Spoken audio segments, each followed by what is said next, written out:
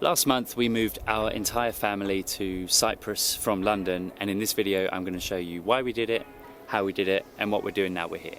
We've been here about a month now, and I've been documenting this move on TikTok and Instagram, and TikTok especially. I've had a lot of comments and likes and new followers, so thank you for that. And in this video I'm going to try and answer some of those things. Let's get started. Why did we move to Cyprus from London? I'm half Greek Cypriot on my mother's side, and I've been coming to Cyprus since I can remember. As a child I'd spend summers here, and as an adult I came here with my wife and now with my family. And since I've been coming with my wife, we've always had that conversation that I'm sure many other British Cypriots have had. Could we live here? Is it somewhere we could see ourselves growing, especially with a family? Cyprus has always felt like home to me. Limassol especially, it's where my grandparents are from and where we visit every summer. I love the food, the culture, the people, the nature. I mean, look around, it's beautiful. So reason number two was timing. Our eldest son started secondary school here in Cyprus a couple of weeks ago, and we thought to ourselves, if we're ever going to make this move to Cyprus, it has to be before the kids start secondary school, because secondary school is kind of a milestone. I still have some secondary school friends that I keep in touch with, so we didn't want to start them in a school and then take them out later on. Well, we probably couldn't. We did weigh up the pros and cons of living here versus the UK, and here just edged it because it's safer, it's quieter. Our trip to school is literally through these mountains. It's mad. It's a different way of life completely. We are in a private school, an international school, so they speak in English, they get taught in English, and on paper it looks fantastic, but again, we'll see how that turns out. So the final reason of why we moved to Cyprus is basically choosing adventure over regret.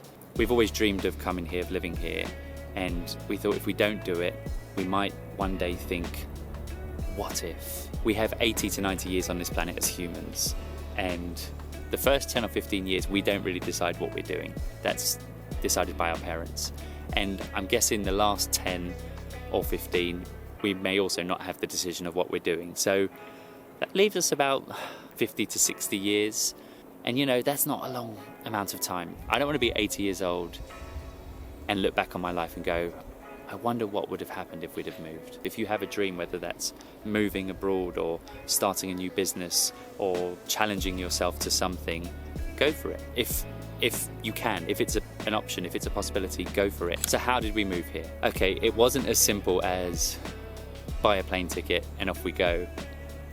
We spent about a year planning this trip. So it all started with getting citizenship. As a half Cypriot, I was able to get citizenship. I went to the Cypriot embassy in the UK in London and asked about it. They gave me forms to fill out. I had to get a whole load of documents, birth certificates, mother's birth certificates, their wedding certificates, my wedding certificates, a whole load of documents, and then paid, I think it was around 80 to 90 pounds, it may be wrong, sent that off, and 9 months later I got citizenship. It was a fairly easy process, but there was a lot of documentation involved, which seems to be a theme here in Cyprus. In February, earlier in the year, we took a trip out here to check out the schools, to take exams for schools, and also to sort out the kids' citizenship. Again, we went to the Limassol district office, a bit chaotic, but it was okay.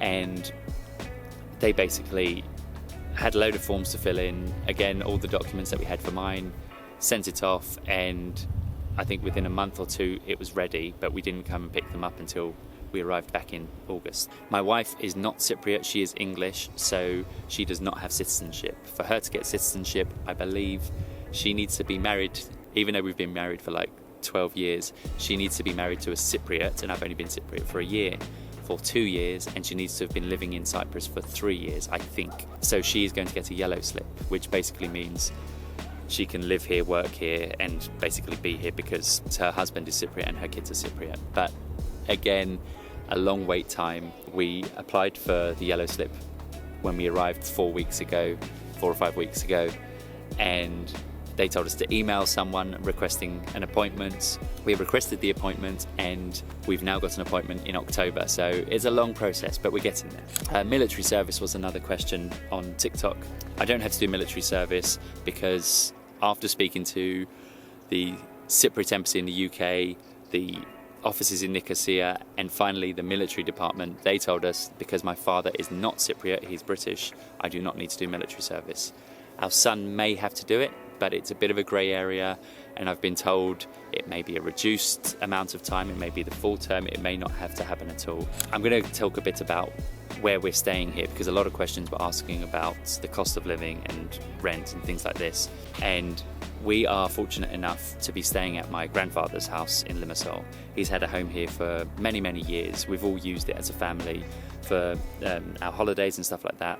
So for the first year of being in Cyprus, we are living there. And then if we decide we want to stay here long term, we'll find somewhere to live that isn't that house. But for now, we're very fortunate to be staying in his house and only paying the bills. So for our house back in the UK, we have rented it, and we did that because A, it's paying our mortgage, which is kind of handy. It's not really earning us much after we've paid tax and paid the mortgage, but it's something.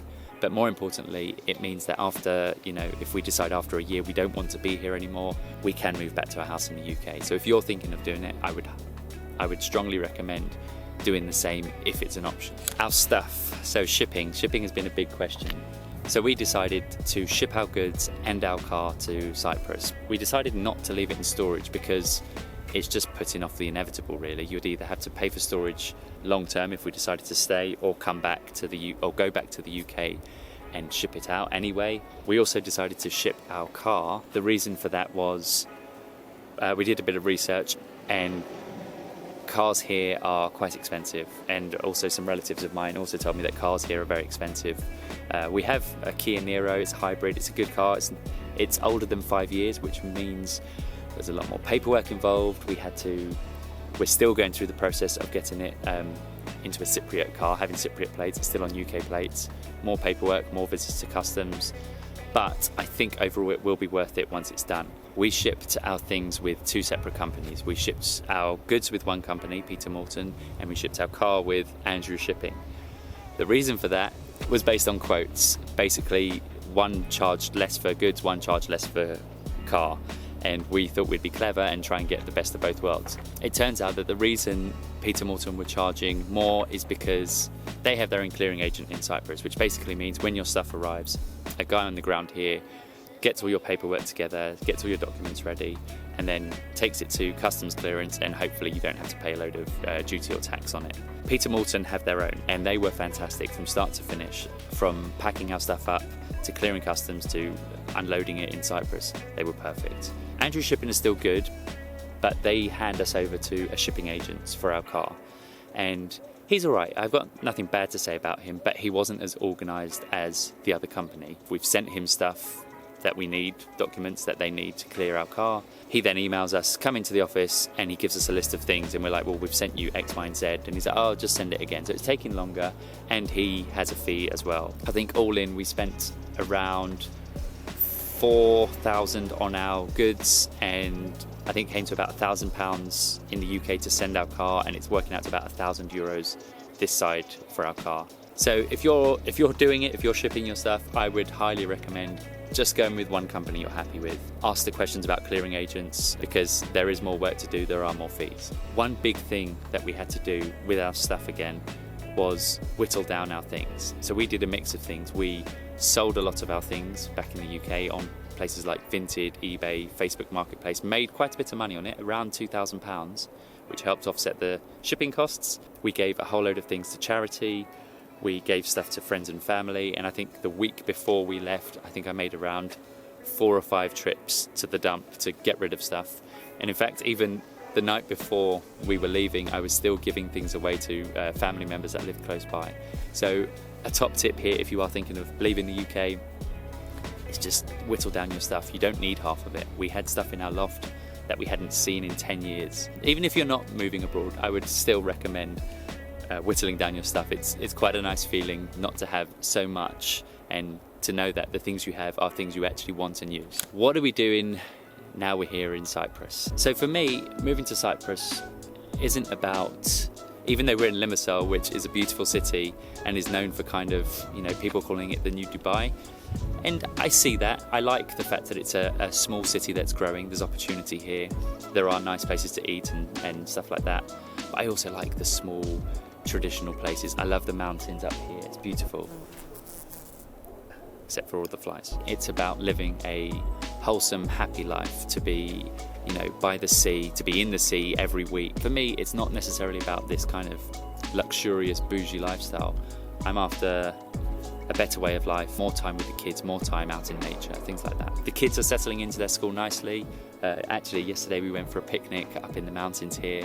It's just really nice, really relaxed, really chilled. My wife isn't working currently because we have a baby and 2 other kids, so she's very much in mummy mode. But again, she's very happy. She enjoys the life here so far.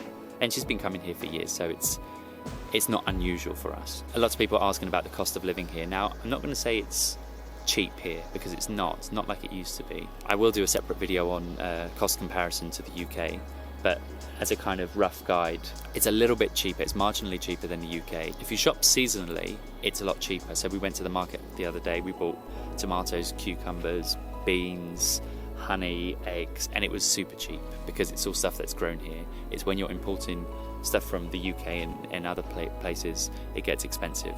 So the UK brands you're used to are probably going to be more expensive. But they have Cypriot ones that are just as good, you just need to find them. Also, the initial expenses of getting here have been high. As I said, the shipping was expensive. I think passports for the kids cost us 300 euros. Obviously things we need to get us like set up here, but also to rent our house in the UK we came across a lot of fees like plumbers, electricians, certificates, estate agents fees, stuff like that. So at the moment we have spent a lot of money, but we hope going forwards it should start to level itself out a little more. So I have a few investments in the UK. I have a coffee shop with my brother in London. He's still running that. I sell art, which earns me some money. I have some light investments in crypto as well, which earns me some stuff. But what I want to do here is open a new business, and that is going to be the creative studio of James Stanton. It's my name. It's a simple name, but sometimes simple is better.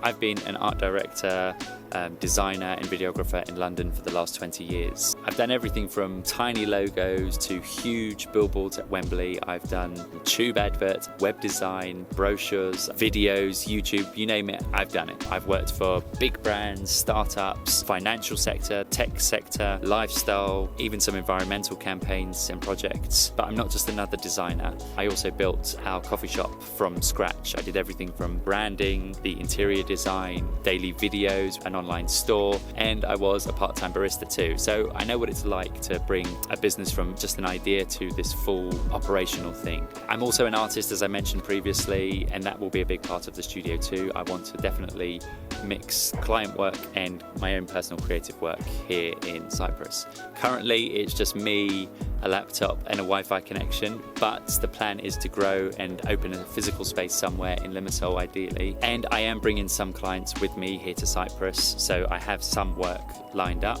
but I am going to be taking on a handful of Cypriot clients too. So that's why we swapped London for Limassol. I hope you got something out of this video. If you have any more questions, please do let me know. I plan to make more videos on YouTube and TikTok documenting this entire journey, answering more questions and letting you know what life is like here in Cyprus. Thank you for watching. I hope you enjoyed it. Please do subscribe and I will see you on the next one.